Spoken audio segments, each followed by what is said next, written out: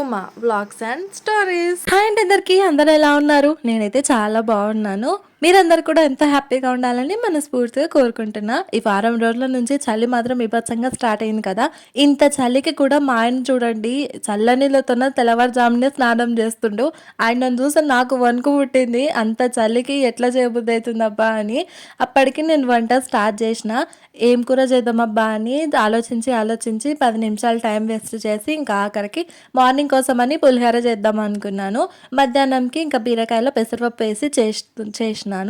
అంటే చాలా రోజులైంది అట్లా చెయ్యక. మా ఆయనకి పులిహోర అంటే చాలా ఎక్కువగా ఇష్టము.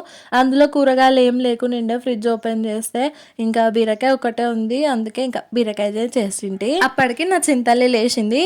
5:40కే లేచింది మేడం, ఏదో పని చేసి పెట్టేదానిలాగా. ఇంత ఫాస్ట్గా లేస్తుంది కదా, మళ్ళీ మధ్యాహ్నం నిద్రపోయే వరకు ఒక్కటే ఏడుపు పెడుతుంది. అంటే సగం నిద్రలో లేస్తుంది కదా, ఇంకొకటే నస. ఎంత పడుకో పెడదాం అనుకున్నా అస్సలకి పడుకోదు. అందులో నాకు అప్పటికి ఫుల్ పనిలో ఉండింటాను కదా, వాళ్ళకి టిఫిన్ పెట్టి పంపించే వరకు మళ్ళీ లేట్ అవుతుంది అన్నట్టుగా నేను ఇంకా కిచెన్లోనే ఉండిపోతాను. ఇంకా కొద్దిసేపు ఆమెను ఎత్తుకొని అదో పని ఇదో పని చేసుకున్నాను. చేసి ఇంకా వెంటనే అమ్మమ్మని కూడా లేపిన బయట ఊడవడానికి అని. ఇంకా వీళ్ళకైతే ఇక్కడ నేను టిఫిన్ పెడుతున్నాను, మా అమ్మకి తాతకి. మా ఆయన వాళ్ళు ప్రతి సంవత్సరం శివమాల వేస్తారు. పోయిన సంవత్సరము కొన్ని సిచ్యువేషన్స్ వల్ల మాల వేయలేదు. అందుకే ఇప్పుడు టైం వస్తుంది కదా మాల వేయడానికని. మనసు అంతా తనకి మాల మీదనే ఉంది. అంటే జనవరిలో వస్తుంది అనుకుంటా, నాకు తెలిసి జనవరి ఉంటుందో ఫిబ్రవరి ఉంటుందో మరి. శివరాత్రికి 41 రోజు ముందు నుంచి స్టార్ట్ చేస్తారు వీళ్ళు మాల. మా ఆయన 7 సంవత్సరాలు ఉన్నప్పటి నుంచి మాల వేస్తుండంట. మా తాతనేమో ఇప్పటికి 20 సంవత్సరాలు దాటింటది మాల వేయబట్టి. ఇద్దరు గురుస్వాములే. ఇంకా 2-3 నెలలు టైం ఉన్నా కానీ ఇప్పటి నుంచే చల్లనీళ్ళతో స్నానం చేయడం, తెల్లవారుజామున 5:30కే లేవడం, సబ్బు కూడా యూజ్ చేయకపోవడం, ఇవన్నీ మొదలెట్టిండు మా ఆయన. మరి మాల మీద పిచ్చి చాలా ఎక్కువగా ఉంటది. అంటే పోయిన సంవత్సరం వేయలేదు కదా, ఇంకా ఎక్కువ బుగులు ఉంది తనకి. మా మ్యారేజ్ అయినప్పటి నుంచి 3 years కంటిన్యూగా వేసిండు. లాస్ట్ ఇయర్ మాత్రమే వేయలేదు కాబట్టి ఇప్పుడు ఇంకా ఎక్కువగా వెయిట్ చేస్తున్నాడు. యాక్చువల్లీ తను మొన్నటి నుంచే అనిన్నాడు 108 days శివమాల వేస్తా అని. కానీ నేనే ఒప్పుకోలేదు.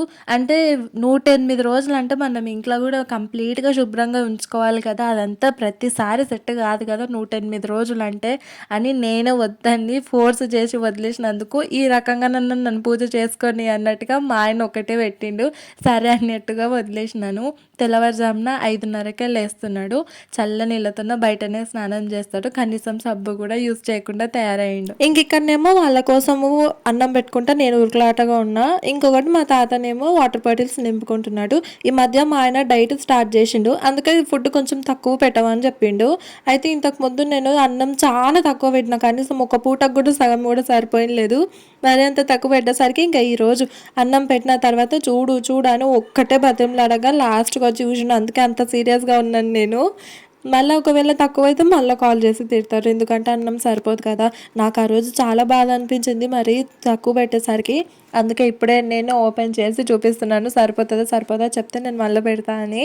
ఇంకా అటు ఇటు తిరుగులాడడమే సరిపోతుంది. మార్నింగ్ తెల్లవారుజామున 4 గంటలకు లేచిందంటే 8:30 వరకు పని అయిపోతుంది. లేకపోతే ఒక్కొక్కసారి ఒకటే కూరగానే చేసినట్టు 7 లోపు మొత్తం పని అయిపోతుంది.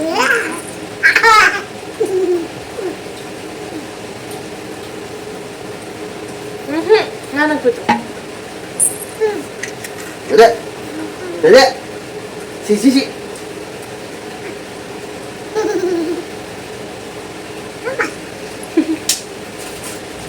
Dígame, agora, cadê esse filho?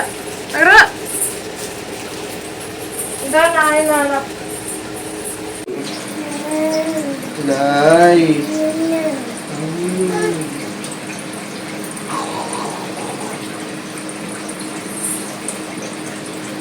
Ei. ఆ బొట్టు పెట్టుకోపో మేడం గారు. వచ్చితే ఆయన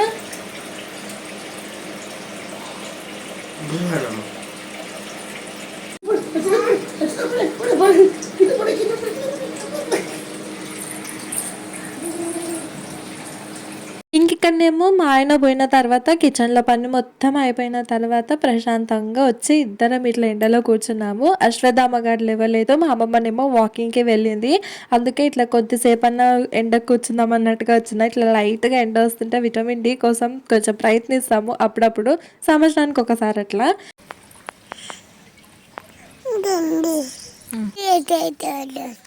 నాన్న ఎడిగిపోయిండు. అమ్మ నానేది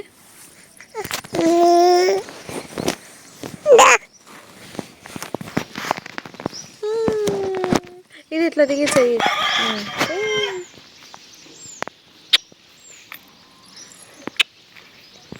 నా యశ్విత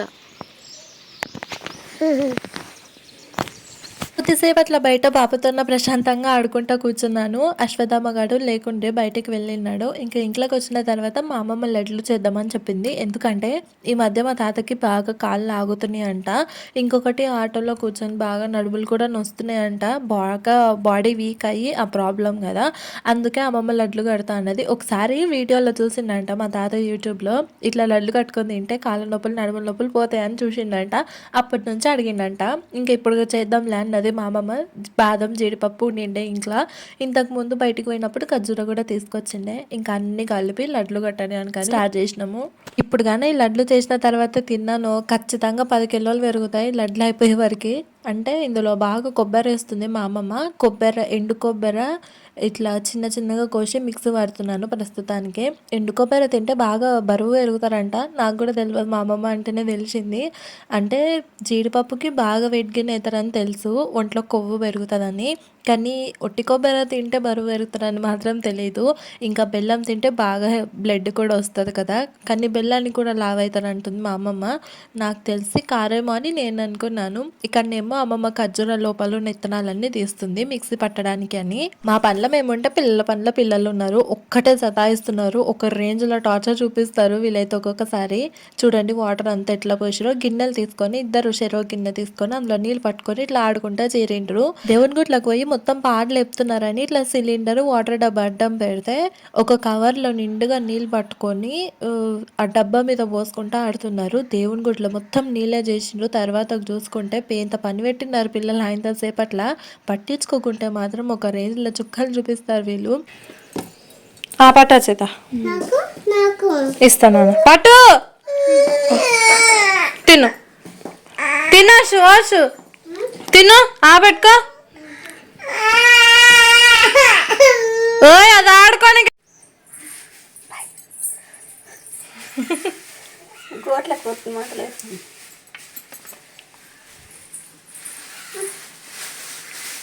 ఏంది అత్తనే అంటున్నావు. నువ్వు తిను. నీకు ఇచ్చిందేనమ్మా. మా చిన్నగా వర్కుతుంది. బాగుందా బాగుందా? నువ్వు తిను. బాగుందా చెప్పు. మనకు అలాంటిది కూడా పోవు కదా, చిప్స్ అయితే పోతాయి. ఇవి తినొద్దా? అదొకటి తిను ఫస్ట్. ఇయ్యం ఇయ్యము ఇయ్యం ఇయ్యము. ఆడుకునేటివి కావు ఇవి, తినేటివి. ఒక తల్లి అంతలా ఉంటాయి.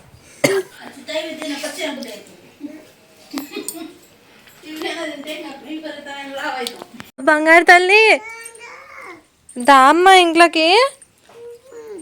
ఇంట్లోకి రా అమ్మా. వద్దా? ఎందుకు?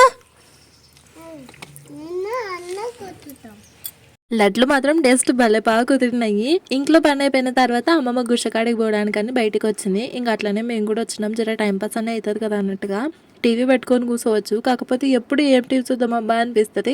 ఒకవేళ టీవీ కానీ లేకపోతే విభత్సంగా బోర్ కొడుతుంది. ఇప్పుడైతే నేను డిఐవై చేస్తున్నాను, స్టోరేజ్ బాక్స్ లాగా. యాక్చువల్గా ఇది నేను షార్ట్ వీడియో కోసం అని తీసాను, అది కూడా ఇంకా ఇందులో యాడ్ చేసేసాను.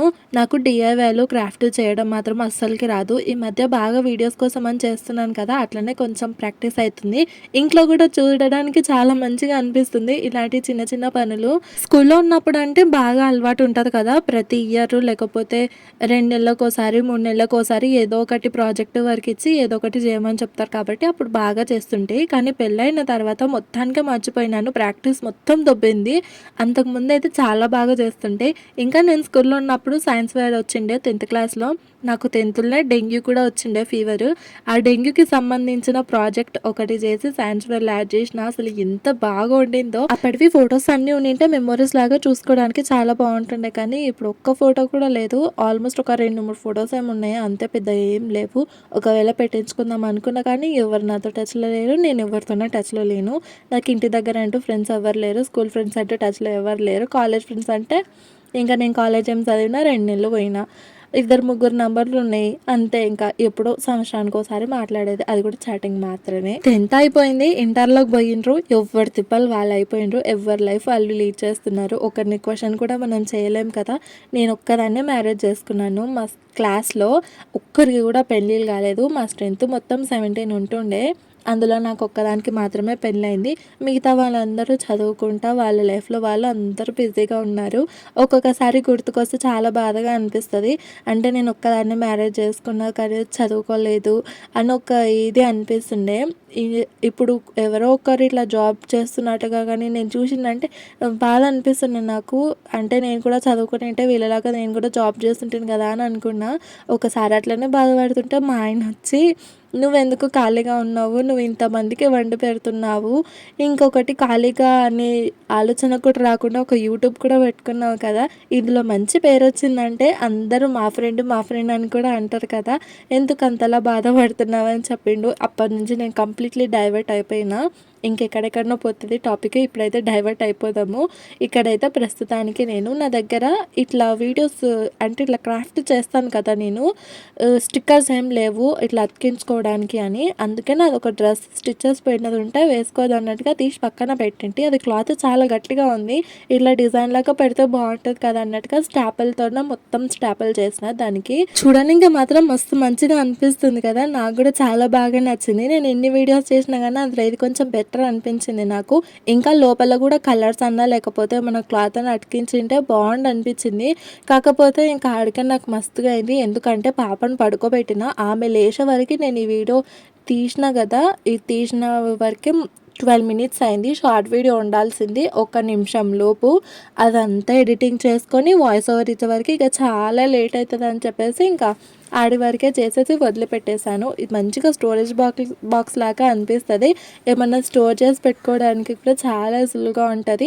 నేను ఈ మధ్య పిల్లలవి బిస్కెట్ ప్యాకెట్స్ స్టోర్ చేసి పెడుతున్నాను, కావాల్సినప్పుడు వాళ్ళు తీసుకుంటున్నారు. చూడండి ఏ మాటలో నాయనా అనిపిస్తుంది వీళ్ళని చూస్తే. ఆ టబ్బు నేను గిన్నెలు తోమేది, నా బిడ్డ ఊకి ఆడేదే కాక అందులో టాయిలెట్ కూడా పోసింది, మళ్ళీ అదో పని నాకు కడుక్కోవడం. ఇది ఇల్లా లేకపోతే కూరగాయల మార్కెట్ అని నాకు కొద్దిసేపటికి అర్థం కాలేదు. జాలలో ఉండే ఆలుగడ్డలు మొత్తం ఇల్లంతా తీసి పాడేసింది. ఇంకేంతేనండి ఇవాళ వీడియో. మళ్ళీ బ్లాగ్లో మళ్ళీ కలుస్తాను. అప్పటి వరకు ఛానల్ ఎవరైనా సబ్స్క్రైబ్ చేయని వాళ్ళు ఉంటే చేసేయండి. Bye bye.